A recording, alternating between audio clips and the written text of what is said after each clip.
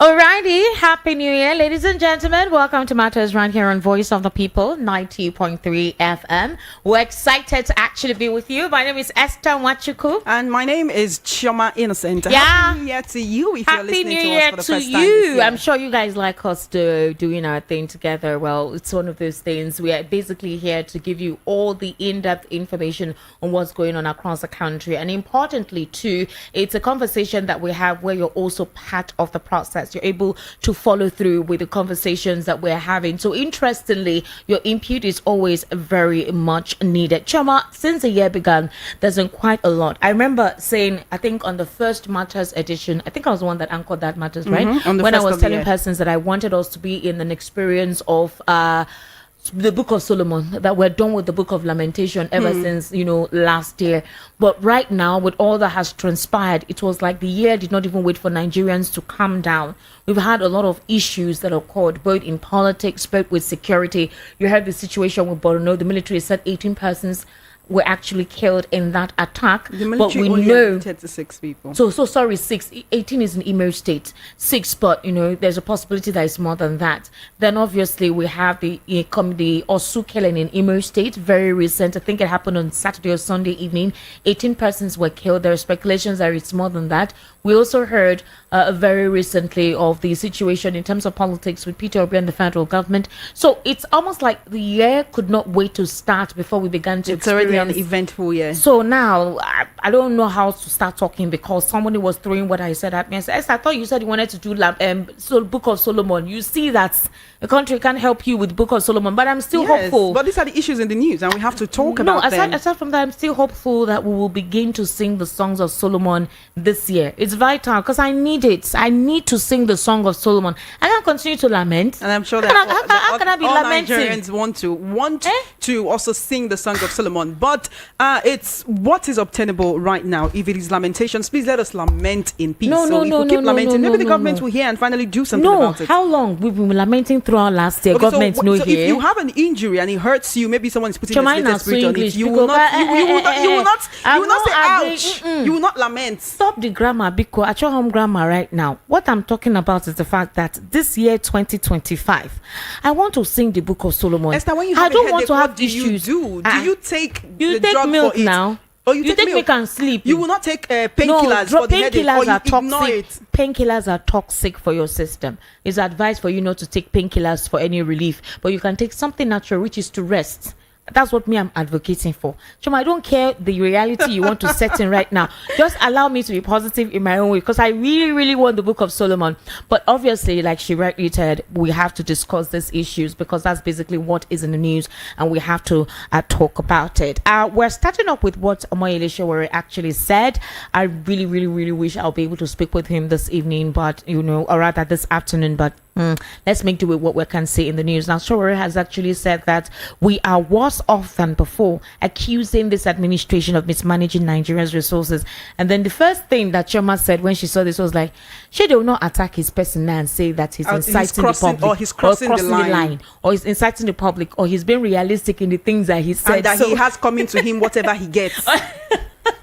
So I think it's a Peter Obi bitter pill that is making them react like this, because I tried to go through the live chat of Peter Obi in that press media briefing that he organized, and I was trying to understand what are the things he said that made these APC persons start rattling, like what made them go on air, specifically Felix Smoker, to say he has crossed the line and whatever he gets, he needs to take it like that and all whatnot. And then coming back to say he made no threat and all of that stuff. Because now, sure, let's take a read on what he said. He actually said that there is mismanagement within this administration and they are failing to address the country's infrastructural and economic challenges. He pointed to the rising poverty levels, deteriorating infrastructure as evidence that the funds saved from the removal of fuel subsidies have not been invested in the country's development. And this was during a live broadcast. He expressed concerns over Nigeria's worsening conditions. He described the situation as the worst he has seen in his lifetime, with poverty at unprecedented levels, which was the same thing, Peter Obi said in that his live press conference. That was exactly the same choice of words, phrase he used. Reeling out facts and figures. Exactly. And then afterwards, he even advised the president. I think at some point he said something. He said, I want to thank the president, specifically. He said it. He said, I want to thank and pray for the president that he knows it's not easy being in charge of this country, but he expects that the president can do better. We are all expecting that the president can do better. So it's important that we're able to be realistic with the happenings in this country and try to see how we can all provide a resolution to the issues affecting us. The Chief of Defense Staff recently had an exclusive interview with Al Jazeera. A couple of persons on the comment section were hailing him by saying he responded right, in as much as the anchor tried to, remove the carpet under his feet, but he responded right. But I had issues with some of the responses he gave. He said, for example, that Boko Haram had currencies on them, and that who were the persons giving them hard currencies? Obviously, maybe foreign currencies. How were they purchasing weapons? Maybe some of the weapons they've seen on them are not locally made weapons. They are weapons that they imported. So he was asking that the United Kingdom or the European Union or something should come in, and do something about it. So my own question to this entire thing is, how do we try to understand what the purview is? Do you get? How do we see how do we see a situation where there are instances, right? There are instances where we need to do. Okay, we'll take a very short break. We'll be right back.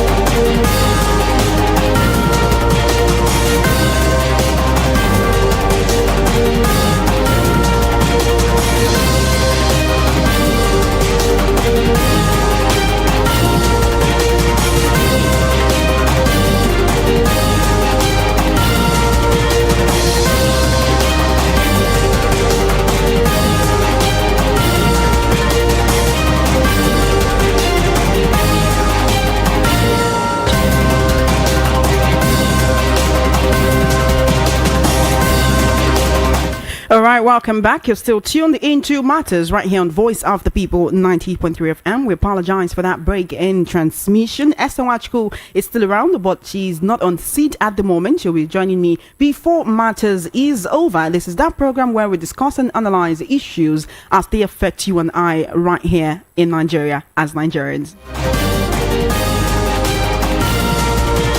So stick around and tell a friend to tell a friend that Matters has just begun. During the course of the conversation, we'll open the phone line so that we can get to hear from you on the different issues that we are discussing today. We're still talking about what Sowore said, that we are worse off than before, where he accused the President Tinubu's administration of mismanaging Nigeria's resources, right? That's what he said. Let's take a look at some other things that he said. He says, it is because we were told as of a year ago when they took over power, the first decision they made was that they are going to remove subsidy and that whatever they saved from subsidy would be applied to managing the economy better, to bring about prosperity and to bring about development. All of that cannot be shown to any in the country. I just came back from my state, Ondo State. This is Sowore speaking, saying he just came back from his state and he did not see any evidence of development. He did not see any evidence that the funds saved from fuel subsidy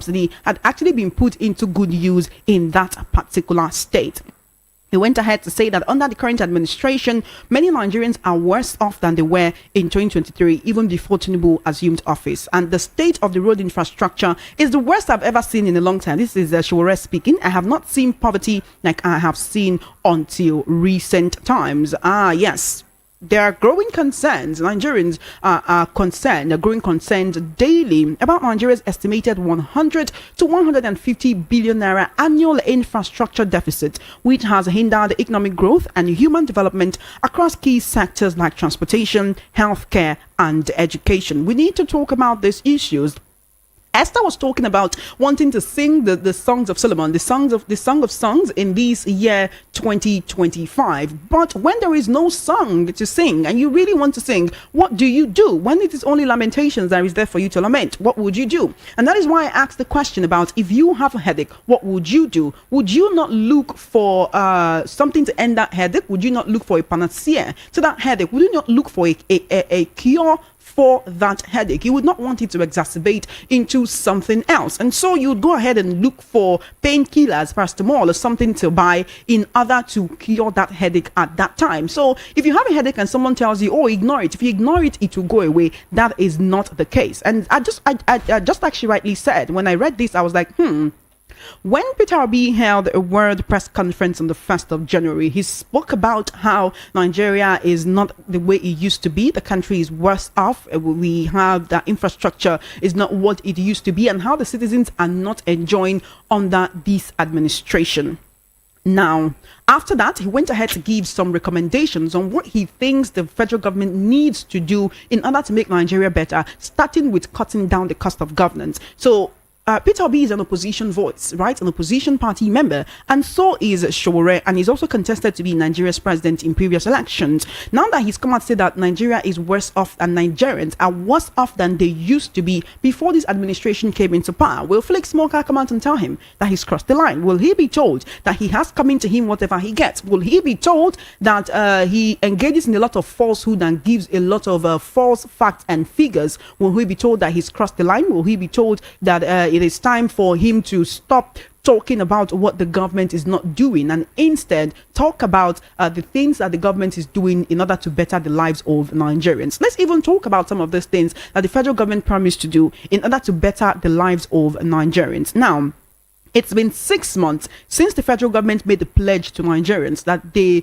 would cut that the high cost of food items will come down, right? But citizens have not seen the fruit of these interventions. Now, you recall that in July 2024, the president unveiled what he called strategic measures to combat high food prices, and saying the Minister of Agriculture and Food Security, Abubakar Kyari, announced the plans on his X handle last year, where he says the food prices will crash in 180 days. Guess what? Citizens have been holding him to that word and doing a countdown on Twitter, that is now called X, formerly called Twitter, of that 180-day countdown, from the first day to the second day to the 90th day to the 150th day, and the 180-day pass, I think it was yesterday or 2 days ago, and yet food prices have not come down.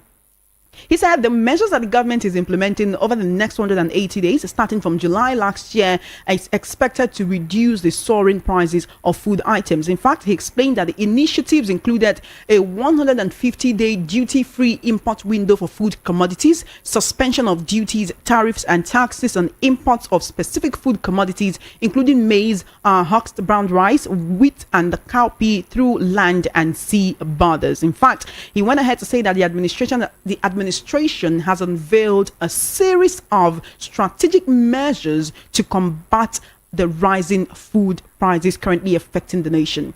180 days later, a bag of rice is not gone down. If you are buying it for lower, when we open the phone lines, do call me and let me know. Maybe it's where me I'm buying my own rice that is very, very expensive. Despite the duty-free import window for food commodities, despite the suspension of duties and tariffs and taxes for the importation of certain food commodities, the prices of these food commodities are still on the high side. So, when will Nigerians begin to actually reap the fruits of these measures, strategic measures they are called, that have been put in place to combat the rising prices of food items? Now, when there is no food in your stomach, it is, in fact, to learn anything or to hear anything can be very difficult. You have to feed someone before you begin to explain anything to them. And so, you recall the hunger stampedes that occurred in Ibadan, Abuja, and Anambra State towards the end of last year. If food prices had actually come down like the federal government had promised, would those stampedes have occurred? That is a rhetorical question for you to answer. 180 days later, food prices have not come down. People are dying in stampedes. And yet, the SSS has come out to say, oh, journalists, you should be promoting unity on radio. You should be promoting unity on TV. Granted, we always try to do that. But then we also need to talk to the citizens and let us say it as it is. If we don't say it as it is, we cannot come here and give you false news. When the government does well, we'll come here and tell you that, oh, they're doing well. These are the initiatives that they are putting in place in order to make your life better. But when they're not doing that, we cannot come here and read out false facts and figures in order to make the government look good. At the end of the day, you are a Nigerian, you live in Nigeria, and you go through the lamentations, the daily lamentations of what it takes to be a Nigerian. And so very soon, we want to hear from you. Esther Machuku is back right here. Esther, how you doing? Welcome. You had to go for a while. Yes, I had to go for a while. In fact, I unfortunately, the person that we wanted to surprise, let me not use the word surprise anyways, but that we really wanted to speak with to let us know his response to the things that he said. I'm sure you saw that notification. We're talking about it earlier before I stepped out, right? Yeah. So the person that we sent that notification to, that made that statement, I really wanted to get from him realistically what he meant by that, because remember we're saying that, for example, Peter Obi did a press conference, and then we saw how the administration took it. The APC specifically took it. I don't know if Felix Smoker regrets doing that now, but I would say that a couple of persons feel they overreacted, you know. So now would they now say Sowore is inciting the people, or Sowore has crossed the line of truth, or would they say that anything he gets he should take it? I don't even know what I'm trying to say. Or that he's speaking a falsehood, or his statement is untrue and stuff like that. And even all the persons that are literally, you know, supporting this administration, I'm waiting to see how they would react or speak against Omoyele Sowore, because if you look at the 10 days of rage, he was a frontliner. Yes. He was one who galvanized,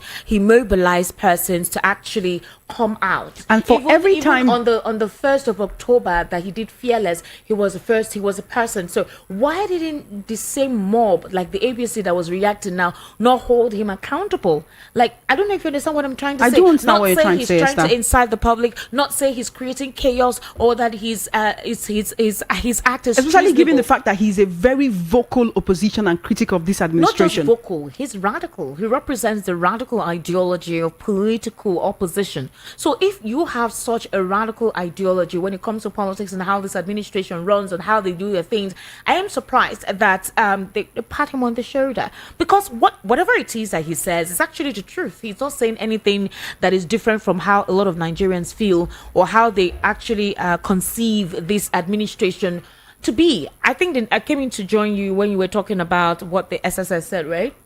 Yes, about promoting unity. Promoting unity and having to, report what will encourage the people, cohesion and unity.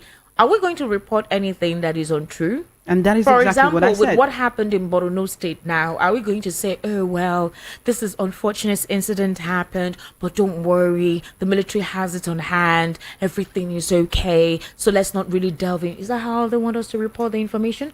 Because I don't understand how a military formation in the heat or in the heart of where the volatility is ongoing would not have understood the essence of being alert. What happened? How were those guys... How did they come upon those guys and they didn't know anything was happening? Do you know the craziest and the most hurtful part for me was after the whole attack, like 2 days later, they released pictures.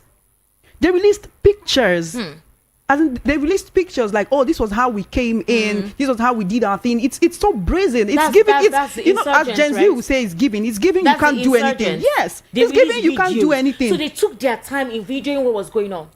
That is, they had people in front shooting, then they had the ones at the back documenting it so that they can show it to Nigerians to say your security forces cannot do anything. And that's why I asked the question: if the people who are meant to protect you cannot protect themselves, it's abhorrent and it's scary. To be honest with you, it is very because scary. when you say we're not encouraging you in what aspect? These guys took you by surprise. How were you able to take military men in the heart of an insurgency by surprise? That also brings us to the issue of weaponry. Even if they weren't taken by surprise, did they actually have adequate weapons to counter what the insurgents were coming? If people are lounging, for example, and the military and an insurgent comes behind you and slits you or puts a gun on your head, where will you have the time to take your weaponry? They took them by surprise. To the extent they were documenting it. Weren't they documenting it? At 4 a.m. in the morning. They were telling people they came that look prepared. at us. So, I'm meaning that they were telling you that your military are not prepared. You're in the heart of an insurgency. In Borno State, for that matter. In Borno State. So, did you think that probably because you've not really had any dramatic incident that everything is okay? I don't understand, because when you say, they were in disarray, they were confused. You know, when an enemy attacks you, you're confused because you did not see it coming. Do you understand? You did not see it coming. So obviously, anyone in that particular situation will definitely be confused. You're my innocent. They will definitely be confused. I will be confused. I wouldn't even know what is going on. At that point in time, all I'm about is self-preservation. I want to preserve myself. I want to preserve my life. So what I will just go and do is hide somewhere. All right, and see how I can get my weapons. And if I'm the one in command of that unit, I'm saying how we can fight or how we can ensure that it doesn't make sense. It's just so sad and heartbreaking. And I know that Nigerians wake up every morning and pray, Lord, please, let's hear good news today. Remember I said we should talk about Book of Solomon. I wanted Book of Solomon this year. I don't want to hear issues about a lamentation from last year. But when that is in the news, year, what do? Like you said, you overlook it and then talk about what will bring the songs. It's quite another incident that I don't know how we're going to describe it. Another one to actually consider is Igbo ministers actually tackling Southeast governors. They're saying that they're paying lip service to Nnamdi Kanu's release and the agitation for it. I recall last year, Kalu, I think the Deputy House of Rep Speaker of the Deputy Speaker of the House of Reps, Speaker of the House of Reps, Benjamin Kalu came out to tell us that we should all calm down. That obviously Nnamdi Kanu will be released very soon. So when we're hearing statements like this come up, we saw Benjamin Kanu, Nnamdi Kanu's brother, come out to tell us that he had a verbal agreement with the president's son at the time, and that it was, they agreed that IPOB and ESN, none of them would scuttle the elections in the Southeast, so long as after the elections and he wins, he'll be released. From that, now we are now hearing a couple of persons coming out to say, like they're expressing doubt. So where was Kalu's statement coming from at the time when he assured us that his release was sacrosanct? Let's not even forget about the Minister of Foreign Affairs, that's Bianca Ojukwu, also saying the same thing. Well, it was obvious that she would reiterate it, but she made it seem like ongoing conversations are in the pipeline for it. Now, the funny thing, Chama, is this, for example, when the president went to Enugu to actually commission some of the projects in there, he said that people were asking, why didn't you talk about Nnamdi Kanu's case? I remember somebody asking that question, and I said, you were really there to know what was discussed. About, yes. We are not there. Plus, there are public and private conversations. Exactly. So you can't tell if that conversation was had. But now, for this matter to come back to court, where you have the prosecutor of the federal government, led by Awomolo, asking that they need to set a date for the trial to commence for Nnamdi Kanu. And Nnamdi Kanu saying that no, he doesn't, since Justice Binta Inyako had recused herself, she cannot continue. What does that say? I mean, if they're proceeding to court, then that means whatever secret arrangements is being made or secret handling of the whole thing, maybe eventually it's not holding. I mean, we're not getting a positive response. It's not set in stone. It's not set in stone, because for this matter to come back to say, okay, you know what, let's go back to the court. We're going back to the court. Right? Like we need to go back to the courts to continue this matter. Doesn't mean that all the statements that were made, all the promises are not true. Because the last time that this whole thing happened, what we heard was that there was going to be a political resolution to the whole scenario. Right? Is that not what we heard? Well, it's also what political analysts keep calling for. But again, at the time, Justice Binta Inyako recommended that a political resolution. She said that, you know what, if you guys can go to the court, or you can go to the the Attorney General of the Federation, and see how you guys can resolve this on pass, or see how you can come to a resolution, then fine, let's work ahead in that line. So if that particular statement was made and we looked at it, right? So what then happened? Do you understand what I'm saying? What happened since that time?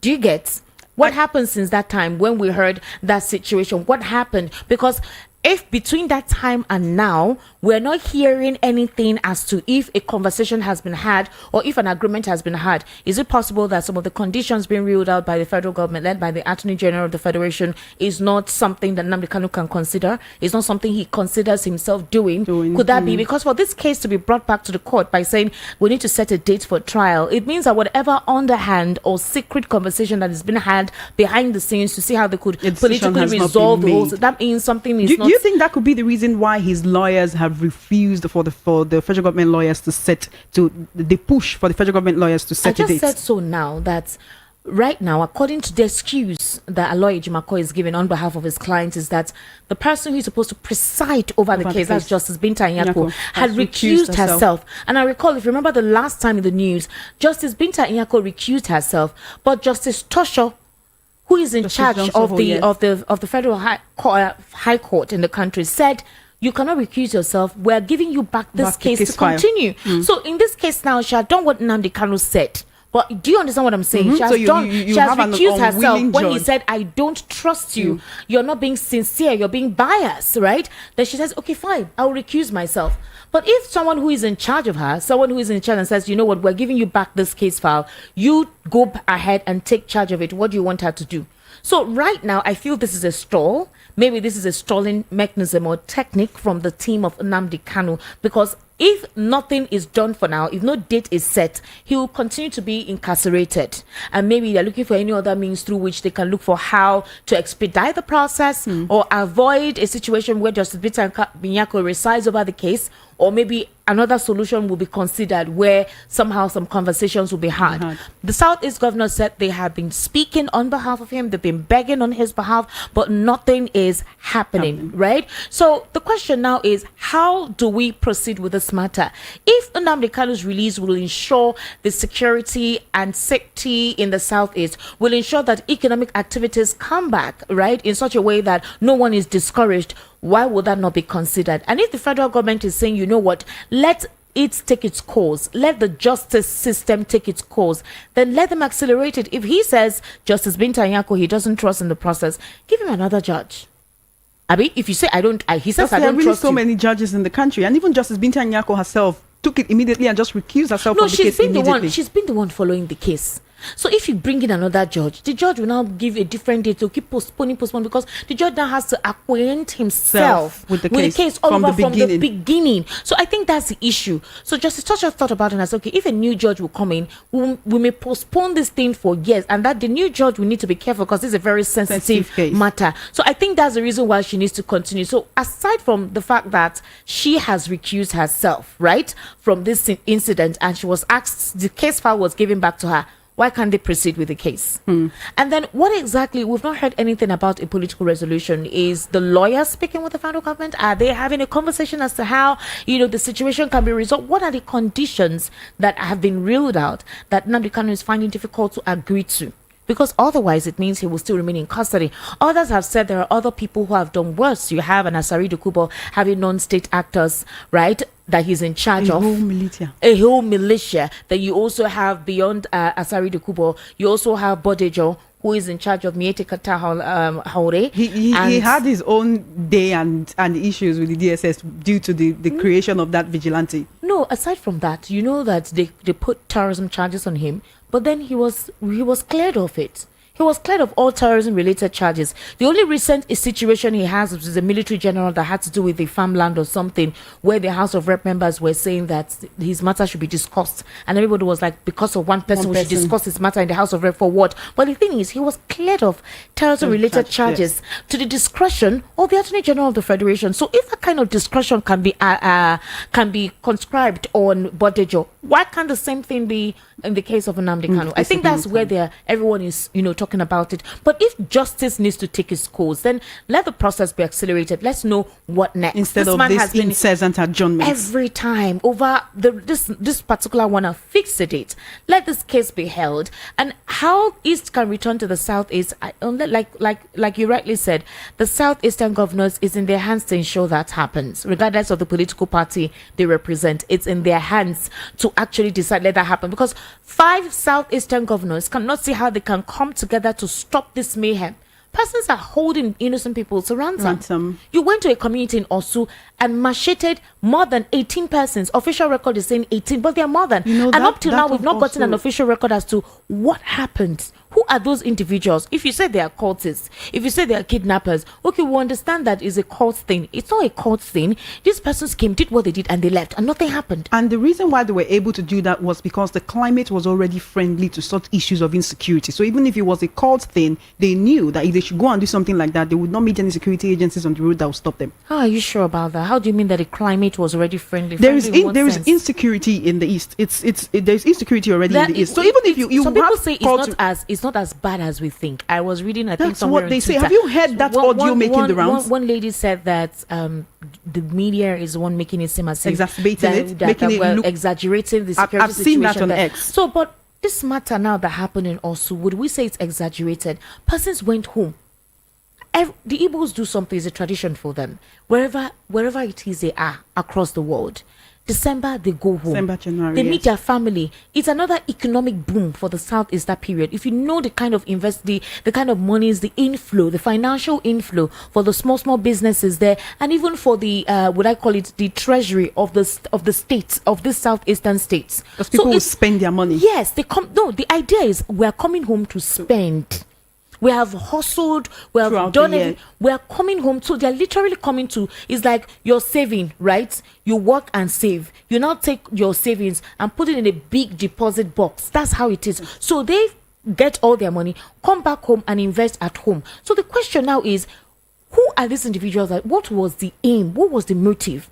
I was speaking with Ike on the news today, and he said something that was quite another angle to the thing that I actually found intellectually, would I say, insightful. Yes, insightful. He said something that there are gas deposits, and that with the situation between Niger and France, that there is a possibility that the agreement or the whatever idea that the federal government of Nigeria has with France in terms of transmitting or transporting gas through the pipeline, which is to pass through Niger. So since that pipeline has been blocked, maybe they're looking for a means through which within Nigeria it can happen through, they'll pass it through the Atlantic Ocean. I really don't know how, will I say, how to put that in context in such a way for her to understand. But the main gist of the matter is that when they need something somewhere, which is a gas deposit there, they would create insecurity in that region. The people will flee and they can do what they want to do there. You put somebody to be in helm of affairs that will do your bidding. And then everything goes smoothly.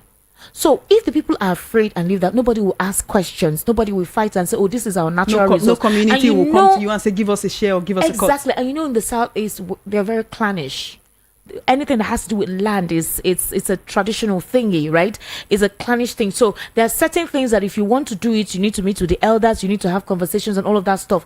That's the idea he was actually putting out. I said I was going to research further in it because there's a lot to think of in that area. But is it to the detriment of your people? Would you allow your people to die like goats just for certain political self-interests? So I want to believe there is something more until a better information comes off of that particular situation, then fine. We intend to have a small interview with Omolele Sowore just to get an excerpt of him to respond to this statement he made where he said we're worse off than before, accusing this administration. And to be honest with you, Choma, with how a lot of lamentations have been coming in through our phone lines, one may actually say that they're all in tandem with what he has said, regardless of his political affiliations or his radical thinking, or how a lot of people feel that he's always attacking Peter Obi for some reason or the other. I think let's get to hear what our people have to say via the phone lines. Right? All right, then. The number to call is 0700 903 903 903. 0700 903 903 903. That's the number to call, and we'll take your call. Want to hear from you right here on Voice of the People 90.3 FM. This and the WhatsApp matters. Number is 0817 175 6338. 0817 175 6338. We're currently streaming live on YouTube as well, so if you want to virtually be part of the conversation, you can join us. There's at VOP 903 FM. So join us wherever it is, any part of the world that you are. You can actually see us there, and I think the number will be on your screen as well. I think those who are streaming can put the number there so you can call. It's 081 08117 Right? I think I got that right. Let me call it out again. 0817 1756 338. 0817 1756 338. On WhatsApp, that's the WhatsApp send number. a message or call us. You can actually call through it as well, because sometimes we have issues with the 0700 903 903 903. And I think, Chairman, we're beginning to have some WhatsApp messages coming on that someone is actually calling. So let's hear what he has to say. All right. Please, then. when you call, tell us your name and your location exactly. And please turn down the volume on your radio set before you give us a call. Our very first caller for the day. Welcome to Matters. Good afternoon. How you doing? Good afternoon. Hi. Chairman Esther. Hello. Good afternoon. Happy New Year. My name is Chukuma from Elasa. All right, Chukuma, go ahead, please. What you people are discussing today sweetened my heart. And the other analysis you have given is right. Well, if we start from Obi, Nnamdi Kanu, and the Igbo governors. So, from Obi, what Obi said, any good leader will sit down and analyze what Obi said. Obi said, sit down and look at what happened in Nigeria and start solving it one by one. This government is not taking anything to solve, not even one thing. If they have taken this cost of high cost of things in Nigeria, for example, fuel is what brings high cost of things in Nigeria, transportation. If you have taken it as number one and then find a way to solve that problem, fuel don't supposed to cost more than 200 naira in Nigeria. There are people who are ready to do that job and bring it even now at 400. Now, that's by the way. But look at what our elders in Igbo land went to Buhari and asked Buhari, please release Nnamdi Kanu for us. In normal thing, if an elder come to your house and beg you for something, you will not refuse. Now, they have refused elders' plead, refused senators from the east, refused them, refused governors, if at all governor is saying anything. Because if the governor is saying something, they could have told him when he come to Enugu, please release this person for us. It's causing problem here. For God's sake, Igbos are insulted. I'm not talking of Nnamdi now. Elders of Igbos went and Ezife died for this. Iwanyamu died for this. When Babangida destroyed the elections of Abiola, and 1999, the Ekweme want to be the president. Babangida begged Igbos for Ekweme to step down. Ekweme stepped down because they want peace in Nigeria. If Yorubas now came up, we heard that if Ekweme win, the Yorubas will not be, there will be problem. Right now, you take Nnamdi Kanu to your custody, even not in prison. No constitution holds Nnamdi now. It's an insult to Igbo man. Thank you. And I am not happy. Thank you that for your Igbo call. man like me is reduced to nothing in Nigeria. For God's sake, let things be done well. Thank you so much Even for your call. Okay, God bless you. Thank you. We really do appreciate you. We need to hear from others. That was Chukuma calling. Thank you so much for your call. 0700 903 903 903 0700 903 903 903. That is the number to call to be a part of this conversation. This is Matters, right hand voice of the people, 90.3 FM. Let's hear your view. Welcome to Matters. Good afternoon. How you doing? Gonna have to give me a call back. I definitely want to hear from you. Welcome to Matters. Good afternoon. How you doing? My innocent. Good afternoon to you. Good afternoon. And Esther. Zara Nadi, right? Yes, they're not from Spain. Okay. The network is not really okay. Fine. Happy New Year once again. How are you? Okay. Okay, I'm fine. Well, let me just add to what you have analyzed. Okay. Can you hear me? Yes, we can hear you now. Yeah. Well, on this, let me start with Obi. Okay. And they know one this thing they said when somebody doesn't have anything to offer, he solve the vision, try to create problem. The only thing, anytime these people just here for be, they don't feed themselves. They don't, because of, this man always the heart of Nigerians, what Nigerians have in mind. And these are the people that so like say anybody, bishop can give them advice to, and they will not be carried, they will not forget, they forget themselves. And they use worker because of maybe because of the positions. And then they Sowore, because I believe because of the believe that Obi will not have time to respond. They don't have a what. Let them judge Sowore. That is what it's out for them. If they have the listing, let them judge Sowore. You say exactly let us say what is happening in Nigeria, but let them judge him if they have this thing. So they cannot select everybody. It's better for us to let them to a few people to just control us. Let them just this thing. Then my dear brother, my sister, and Nnamdi Kanu. No, apart from insecurity, Nnamdi is like just a fly that perch in a scrotum. Are you hearing me? We can hear you, Nadi. Yes, Ali. Nnamdi, these people Nnamdi is not apart from the insecurity, people are just afraid of Nnamdi. I don't know if he have seen heard Nnamdi before. Nnamdi is the best lecturer in Nigeria, if not in Africa. Exactly. Have you listened? Have you listened to this University of Biafra?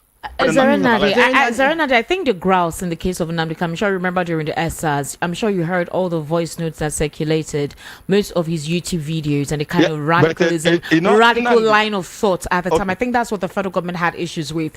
You remember during the SARS, right? You know the kind of words that he used at the time, like he had persons, he had non-state actors under his command telling them where to go get weapons and all of that stuff.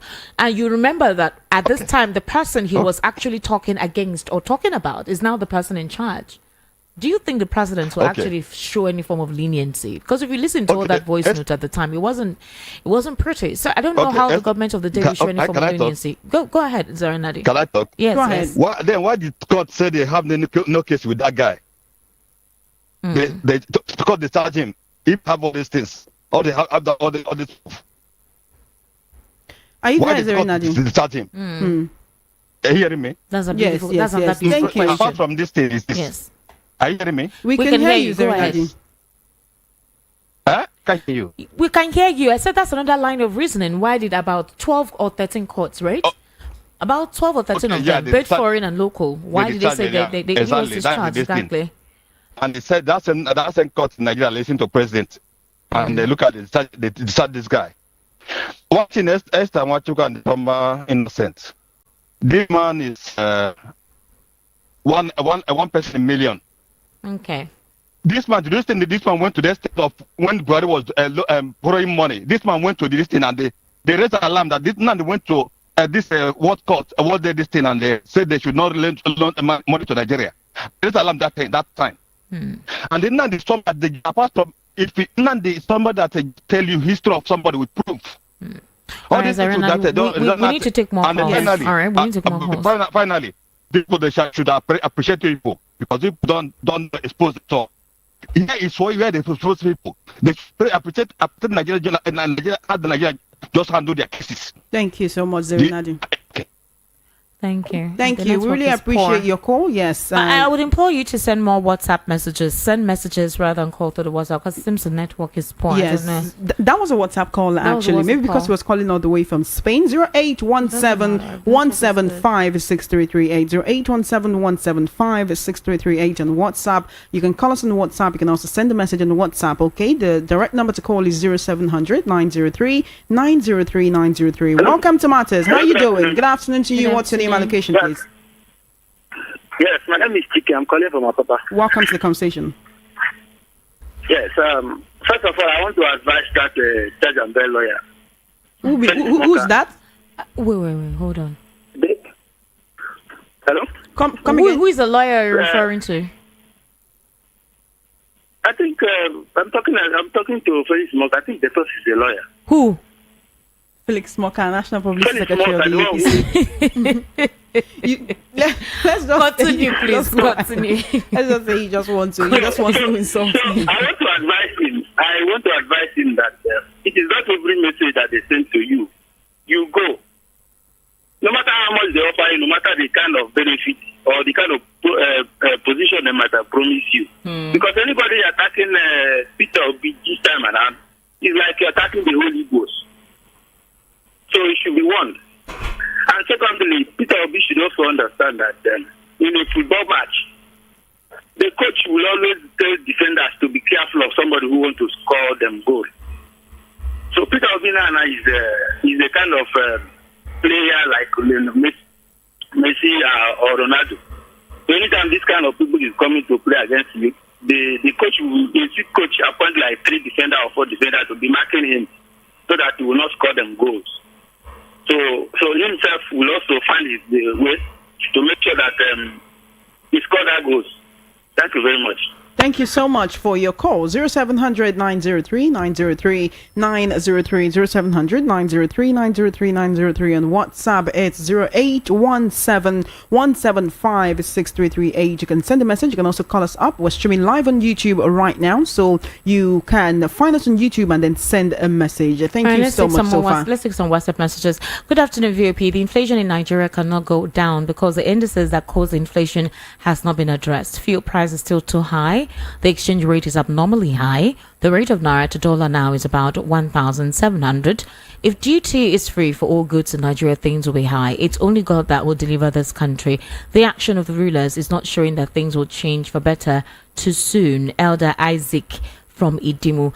Good afternoon, beautiful ladies of VOP. Thank you very much. Our leaders don't think about death. I think he means death. They don't think about death. They don't believe they will die one day. What's ringing in their head is next election. They don't care about us. I pray Peter Obi should remain strong and know the right way to follow so we can get it right in the next election. Thanks. Living news from Unibanu. All right, Living news. Well done. Kalu, good afternoon to beautiful ladies. About Nnamdi Kanu, the issue is that the condition the government has given him is not favorable, and it is his right to say, I don't trust this judge because she is biased. Why can't they assign another judge? Kanu is not afraid of extending the time, but he really wants to get it right. But it's obvious that the federal government is not fair with this. Thank you. Vincent from Mushi. All right, you can send in more messages. We have more messages, but let's take some calls as well. All right, then 0700 903 903 903 0700 903 903 903. That's the number to call to be part of this conversation. We want to hear from you. This is Voice of the People 90.3 FM. Welcome to Matters. How you doing? Hello, good afternoon. Welcome to the good conversation. afternoon. What's your name and location? I just want to contribute. I just want to say something. What's your name About, and location? She asks you what's your name and where are you calling us from. I'm not actually saying my name for security purpose. You say your name is what? He doesn't want to expose his name for security purpose. You have to tell us your name. You Yeah. can't call up here and talk without telling us a name. Other people do that. So please tell us your name. Give us a name at least. All right. Ooh. Kindly call back if you can't call you. You can't call in here without telling us your name and your location. All right, please. So you don't say stuff and then we can't hold you accountable. Most of these calls or these conversations we'll have here are being recorded by the security agencies. You'll be so surprised. So please, when you call in, let us know your name and your location. 0700 903 03. Good afternoon. Hello. Good afternoon. Good afternoon. Good afternoon. All This is right. Mazio Gimna. Okay. I'm calling from Olodia Papa. All right, Welcome, Mazio. Mazi. Go ahead, please. Yeah, John, Happy New Year. Happy New Year to you. Thank you. Yeah, welcome. So, concerning Nnamdi Kanu, I just want to say a small thing. If you can recall what happened in 2017, when Buhari released Nnamdi Kanu was a king in the Southeast. So, if any of those governors that are sitting in that time can tell you the experience they have, even most of these people are governors Southeast, they see what happened that time. That is the reason why most of them will not come together to tell federal government to release Nnamdi Kanu. Because Nnamdi Kanu was like a godfather to them. When Nnamdi Kanu comes out from street, you will see crowd. People will be hailing him. The kind of respect those governors do not have. They give it to Nnamdi Kanu. So this is the reason why those governors don't show any interest for that man to be released. Because they believe that if this man released, they will have no respect from Southeast. That is number one. And then Nnamdi Kanu coming out from DSS custody. It's from let me just say, it's in his own hands. Because Many people have done that during Obasanjo time. At the end of everything, they got what they want because their own interest is what they want. The thing Nnamdi Kanu wants the interest of his people, not what he will get from federal government. If it's what Nnamdi Kanu will get from federal government, Nnamdi Kanu will be out of that place because he did not agree to federal government agreement. That was the reason why he's still in that place. If I may tell you, Owazirike do it during Obasanjo. He collected what he wanted, and he dropped his followers, dropped everybody, and saved his life. The thing Nnamdi Kanu is not that kind of person. Nnamdi Kanu stand on his ground. I want to liberate my people. This is what I want for my people. That's the reason why the federal government is holding him. So from people to expect Southeast governors to come and say, federal government, please release this man, it will never be done. And then Nnamdi Kanu will not come out of that place without reaching an agreement with federal government. If I come out, I will not do this anymore. I will not do this anymore. I will go my way. This is what federal government wants for him to do. Which he have refused to do that. And that was the reason why he's still in that place. Thank you. Thank you so much for your call. Thank Okay. you. Thank you. 0700 903 903 903 0700 903 903 903. Send messages on WhatsApp. You can also call us on WhatsApp 0817 175 6338. We're streaming live on YouTube. Head on over to the app. Type into your search bar VOP 903 FM. Let's hear from you. Welcome we have to the more conversation. WhatsApp messages. Okay, We have a call. Yes, All right. yes. Welcome to the conversation. Good afternoon. How you doing? Yeah, wise man. Happy New Year! Happy New Year to you, Mr. Remy. How you doing? Wow, it's been a while. Not bad. You are not bad now because you're not reading the book of Lamentations where you are. Remy, you're in the realm of Solomon, right? We are in the struggle together. You see, I don't know why P.O.B. has not gone off the lips of anybody in APC. See, election don't come and go. It's not campaign time, guys. And that shows the energy, only edict from the president to the lead person in APC. The only edict they're having now is Saudi. And I know, look, you cannot forge a certificate to get the job, forge achievement on such a. Peter Obi is a guy who became a billionaire from when he was in his 50s, which shows his reproducibility capability is top notch. He has to put one or two together to make money without being fraud, and that's what his commitment, dedication to his nation was. Okay, has been. So you need to listen to clever people, wise people who knows how to do things, who do not listen to wise counsel, fail in their life. And it's high time governments understand that this improvised and freestyling of policy is costing us a lot because it shows no sense of direction. And Obi is not even fighting. He's just saying, these are the things you do, these are the things you do. Listen, this is that foreign nation are consulting with. They are consulting with him. Listen. Lastly, look, insecurity in the Southeast was created by the government, and they need to address it. If they really want to, if there's no peace in one part of Nigeria, no peace anywhere. So he's going to release Kanu. I can put a bet on it. Tinubu will release him. But you know, Nigerian politicians are petty. He's going to release him towards 2027 election. Yeah. So he believes he can use that to deceive Igbo people. And Igbo people are not mumu. Anyway. Thank you for Thank you your so call, much, Remy. Remy. We sincerely appreciate it. Let's take some WhatsApp messages. We see your WhatsApp messages. So let's take them. Good afternoon, Esther and Shoma. I think the only solution to Nnamdi Kanu's case is to be released politically, because if his case is assigned to a new judge, the process may prolong even beyond Tinubu's government. Message from OJ Yusuf from Adamu Ikorichum. I remember I told us that could be one of the reasons why Justice Tosho does not think that they should get another judge to handle that case, because the process is going to commence all over again. The judge needs to go through the entire process again. Cici from Lagos. Nigerians, please hear me well. When you criticize someone, there is something good in them that evil doesn't want to come out, which is good. It's only when a section in this country is in presidency that things will would turn good. Aside that, it will be difficult for this country to develop. Okay, CC, the best to happen to Nigeria. Okay, we have to start telling ourselves the bitter truth.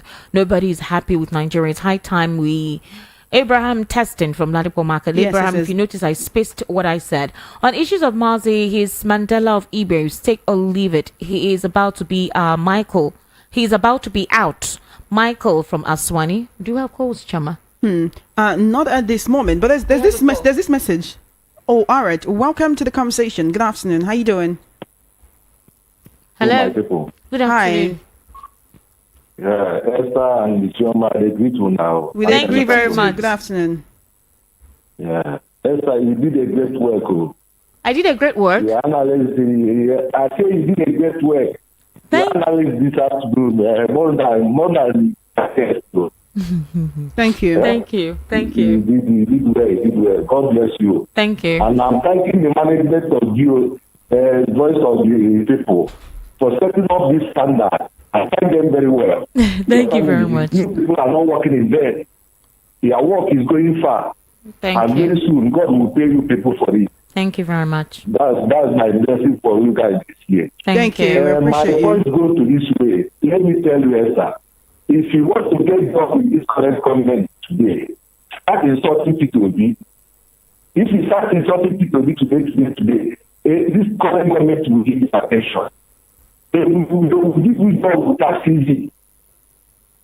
That's why all these government men, when they want to come and say, opinion on their side, they start measuring is them.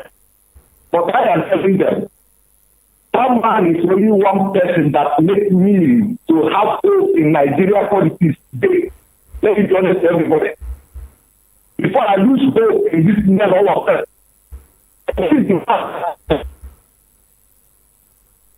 Hello. Nemeka, are you there? I We think lost we- you. Please kindly call us back, okay? Good afternoon, Chirma and Co. Solomon Asika from Mushin. Please, most of the things said by Mazen Nnamdi Kanu has come to pass, and even some are still present with us now. I've said it before, it's a big shame to what's going on in our nation now, to all the whole Nigerians, because Mazen Nnamdi Kanu has been set free by 13 courts of jurisdiction in Nigeria, but still he is being held back in DSS custody, getting to 3 years now. It's a shame to us as a nation. Yeah, there's one message. If you scroll a bit down.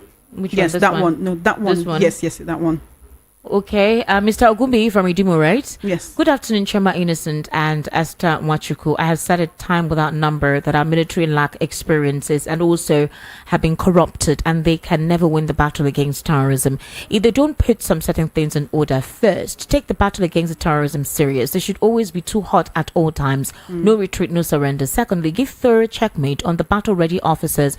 Monitor the calls they receive, the one they send out, including the messages on their phones and emails. So doing, you have reduced the case of saboteurs amongst them to nothing.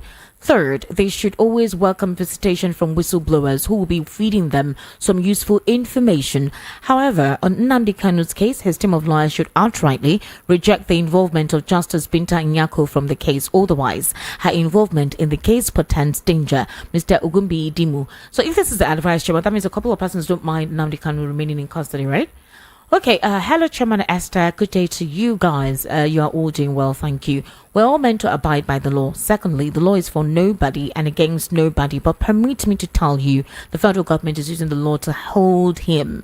Thirdly, I made it clear that if the people agitate for certain persons who the law has said to be free, but just because, Kedon from Ikoton, can you kindly legibly write out your thoughts so we can properly read it out to the comprehension of everyone listening?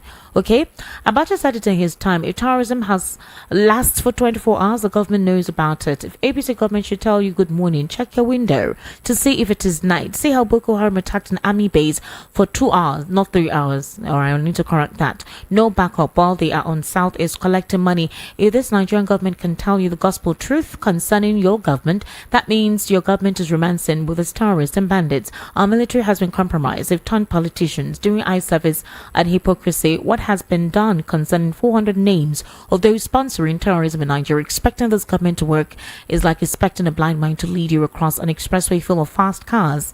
It's suicide mission. It's a shame the worst of us is really the best of us. Truly, there was a country, Dyer from Lagos. You already know his handwriting there from fact, but that's how he writes. Let me tell you something. The SSS has told us to encourage them by ensuring that we do not try to exacerbate how we report security issues. So I would implore us to have a positive mindset. I don't know how else the SSS wants us to report the reality of the situation, because the essence is we report what has happened, and the military men in that particular command, in that barrack, right, were taken by surprise. And to the extent that it was documented, that is embarrassing, that's shameful. You can't be in a war zone and let your guard down. How did you think that you're in the heart of where Boko Haram is, even if you think they've God? Yes. I'm There'll still trying always to be people outside on the lookout while others sleep. I'm trying to understand how that thing happened. They were taken unawares. Those guys were taken unawares. It wasn't even like there was a gunfight or a gun duel. They had a few days.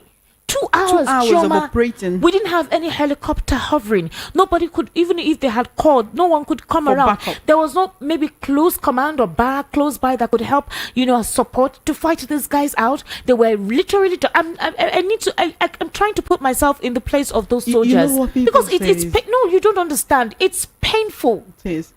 Now, the president has warned the military to actually be on the defensive. Do not stay in the barrack anymore. That is the directive from the president right about now, while he was commiserating with the soldiers that died and the families of the soldiers that died, that they should take the war to their camp. This time, don't be defensive or reactionary. Be the one to be in charge of it. And that's what the president has said. Take the war to their camps. Go to wherever it is you know they are.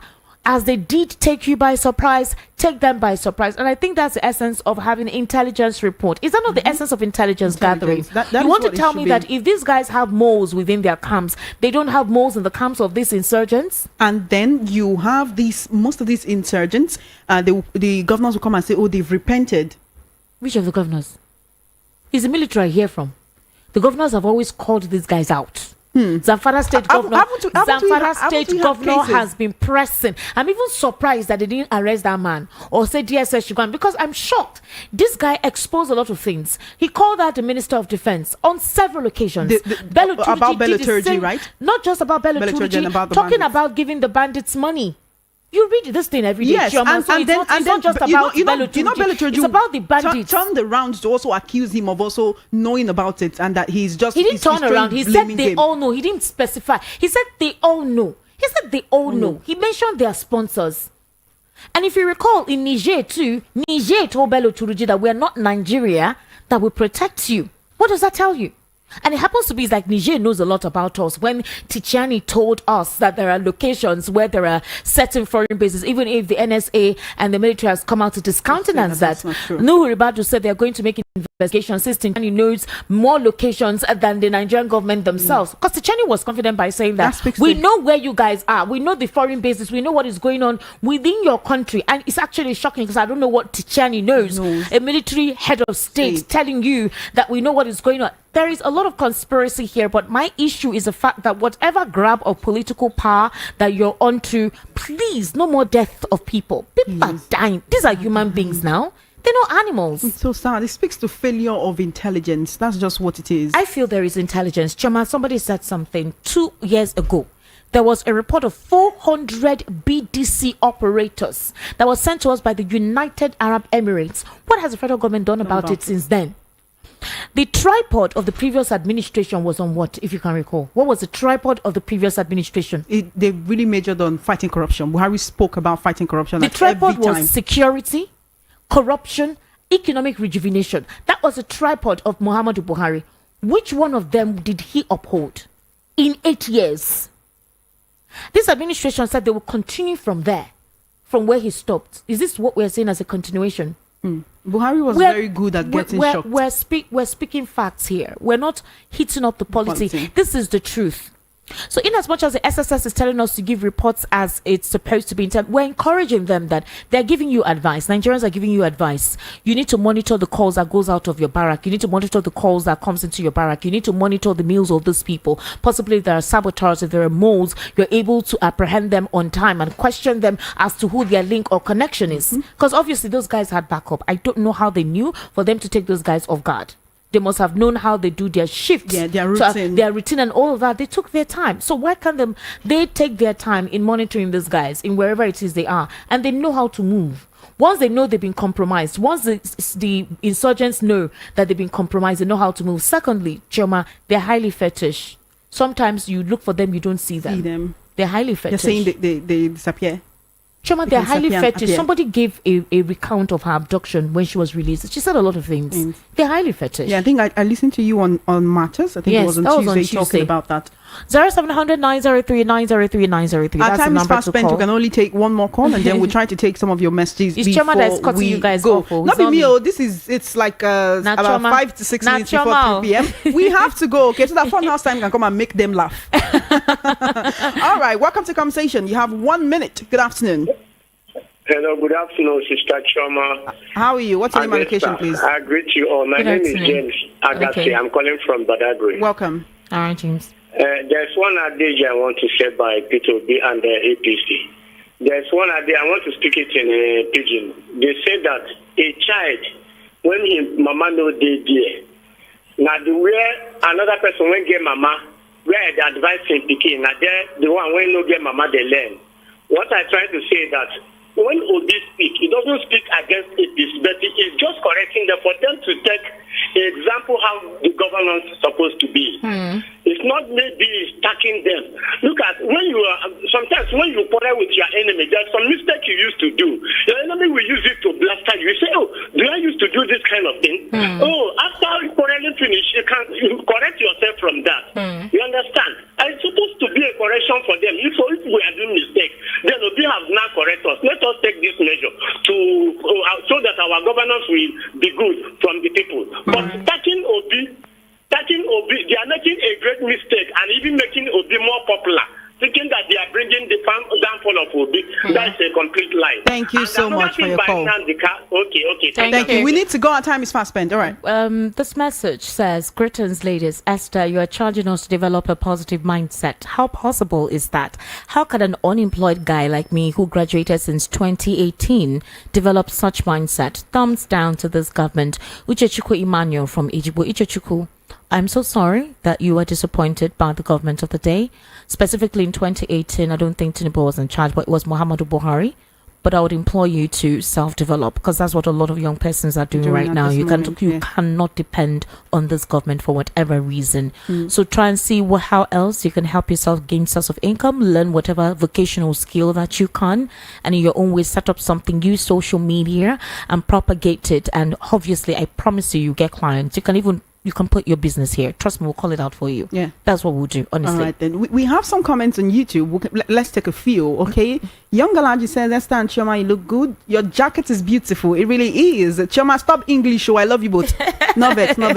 It's nice to see both of you on set doing what you know how to do best. Uzonne from Ikpaja, thank you so much. Tochukwu DLA says, the Dr. tutors, having done their job well at training, have given us the duo of Esther and Chioma to release this bright afternoon. This is professionalism full of health. It is not unhealthy at all. Thank you, Tochku, for the observation. Gabi Onyagoro. Good afternoon, Chairman Esther. Happy to see you both this afternoon. Mommy Chidera texting from Ejigbo. Thank you, Mommy Chidera. Tochku Adele says, good day. Look, we even need more press statements at every National Day and U times from Atiku and other candidates aspiring to become come 2027. Peter Obi has set the pace for others to follow. They shouldn't keep mum while President Tinubu and APC bore the people with we've done when gone only south. Seraphic Media says, Chama, they enter my eyes. Close them. APC is avoiding Sowore. That is Sowore that is looking for dragging, and dragging Obi that is peaceful and wants to be on his own. All right, before we go, I want to say something. Chirma, I think we've not had an opportunity to eulogize ourselves on air. I want to say that you are an amazing young lady. Excuse me, let me land. You are a quick learner. I